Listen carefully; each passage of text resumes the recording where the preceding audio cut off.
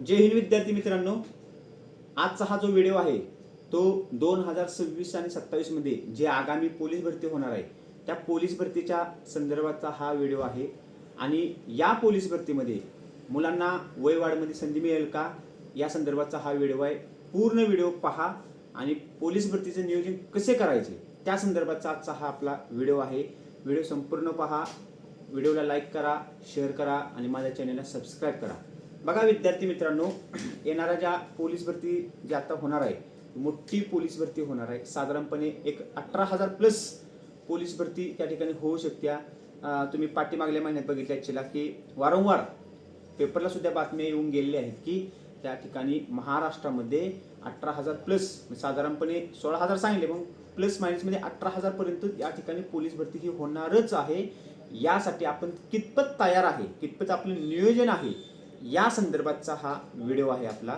बघा, पोलीस भरतीची ज्या टायमाला आपण तयारी करत असतो त्यावेळी आपण खूप त्या ठिकाणी मुंबई, पुणे, नागपूर किंवा विविध ठिकाणी त्या ठिकाणी फॉर्म भरत असतो, पण आपलं नियोजन या ठिकाणी चुकत असते आणि नियोजनाच्या अभावी या ठिकाणी आपल्याला अपयश येत असते। आणि यासाठी आपल्याला काय केलं पाहिजे या संदर्भाचा आजचा व्हिडिओ आहे।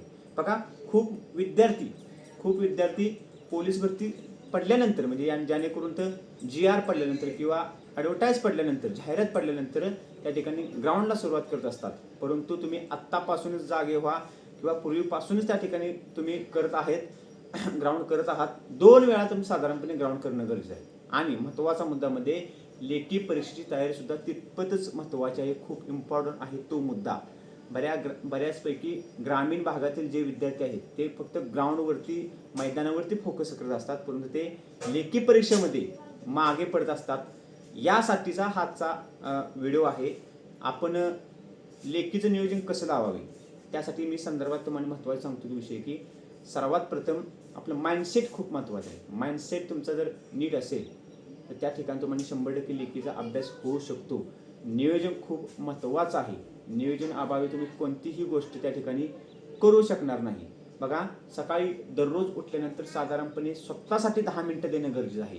10 मिनिटं का द्यावी? कारण की तुम्हाला ध्यान करणं गरजेचं आहे, मेडिटेशनची गरज आहे। मेडिटेशन केल्यानंतर तुमचं मन कोणत्या ठिकाणी विचलित होणार नाही, यासाठी दररोज तुम्ही त्या ठिकाणी की मेडिटेशन करणं ही खूप इम्पॉर्टंट आहे पोलीस भरती करणाऱ्या विद्यार्थ्यांसाठी।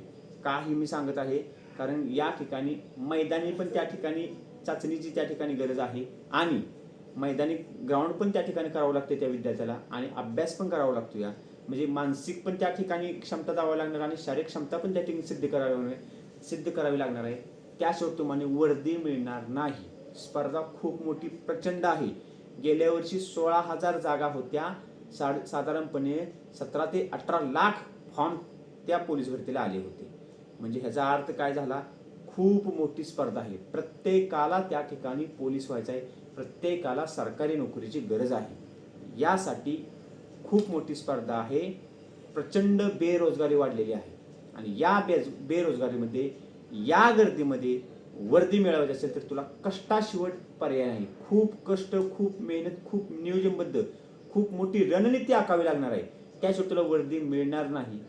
यासाठीचा माझा हा व्हिडिओ होता आहे, आपण त्याच्यावरती चर्चा करत आहे। दररोज साधारणपणे लेखी परीक्षेसाठी तुम्ही 2 तर पेपर सोडवणं गरजेचं आहे। साधारणपणे कमीत कमी तर 2 तर कोणत्याही अकॅडमीचा असू, कोणत्याही टेलिग्रामवरून तुम्ही त्या पेपर तो अपलोड करू शकताय, सोडवू शकताय। स्वतःच्या नोट्स स्वतः तयार करा। प्रामाणिकपणे दररोज घड्याळ लावून टायमिंग लावून त्या ठिकाणी तुम्ही पेपर तो सोडवा। इमानदारीने पेपर सोडवा। कितपत आपला स्कोर जातो चेक करा। गेल्या पोलीस भरतीला जे विद्यार्थी 1 मार्काने 2 मार्काने हुकले आहेत त्यांना पण यावेळी संधी आहे। तुम्ही तो तुमचं जे ग्राउंड असू दे, प्रॅक्टिस असू दे, अभ्यास असू दे, त्यामध्ये सातत्य ठेवा। सातत्याशिवाय कोणतीही गोष्ट त्या ठिकाणी शक्य नाहीच। सातत्य खूप महत्त्वाचं आहे। आणि म्हणतात ना, युद्धाच्या काळात जर तुम्ही शांततेच्या काळात जर तुम्ही घाम गाळला तर युद्धाच्या काळात तुम्हाला रक्त सांडण्याची गरज नसते। हे वाक्य खूप महत्त्वाचं आहे।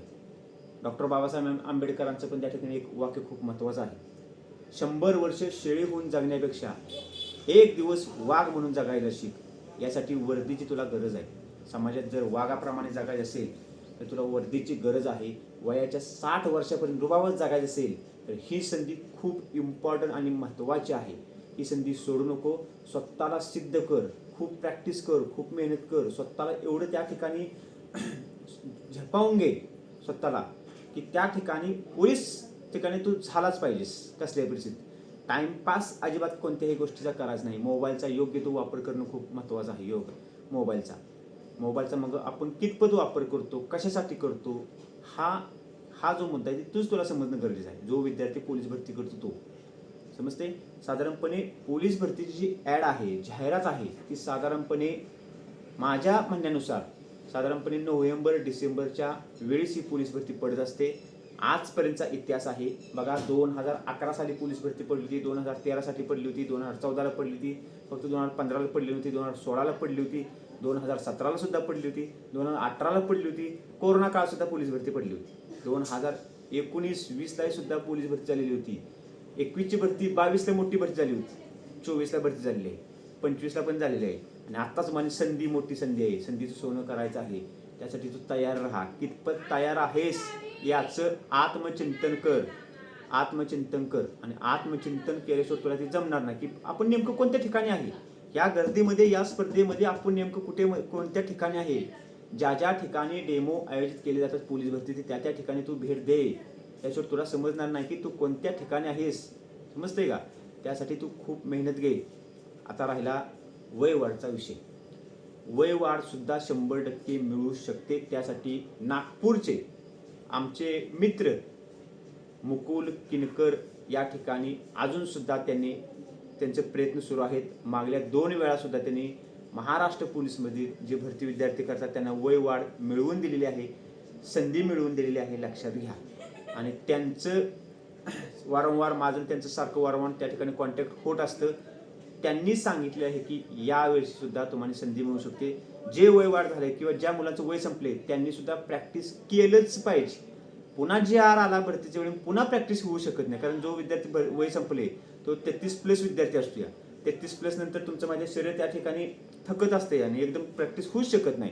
त्यासाठी तुझं ही प्रॅक्टिस खूप महत्त्वाचं आहे. पुन्हा वेळ निघून गेल्यानंतर त्याचा काही उपयोग नाही. एक तर 33+ वय झालेलं असते आपलं आणि त्यानंतर तुला त्या ठिकाणी प्रॅक्टिस करता येत नसते. या शरीर थकलेलं असते. या त्यामुळं आत्ता वेळ आहे. आत्ता तू प्रॅक्टिस करत राहा. मी डबल तुला सांगत आहे, अभ्यास करत राहा. नंतर खूप मोठं तुम्ही डिप्रेशनमध्ये जाईल. कारण एज झालेलं असते. समाजात बघण्याचा लोकांचा दृष्टिकोन आपल्याकडे वेगळा असतो. ज्या मुलांचं वय संपलेलं असते, एकतर खूप मुलांचा विषय असतो की त्या ठिकाणी एकतर लग्न झालेलं नसतं, वय झालेलं असते. खूप मुले विद्यार्थी डिप्रेशनमध्ये जात आहेत. त्यासाठी स्वतः कष्ट कर, स्वतः मेडिटेशन कर, दुसऱ्या एक्झाम दे. भरपूर त्या ठिकाणी एक्झाम आहेत. फक्त हिंमत हारू नको, कष्ट कर, 100% कष्ट कर. असेच आपण वेळोवेळी व्हिडिओ घेऊन येणार आहेत. पुढचा व्हिडिओ सुद्धा आपला जनरल नॉलेजचा असणार आहे, सामान्यांवरती आहे. माझे व्हिडिओ तुम्ही पाहत जावा. लाईक करा, शेअर करा, सबस्क्राईब करा. जय हिंद.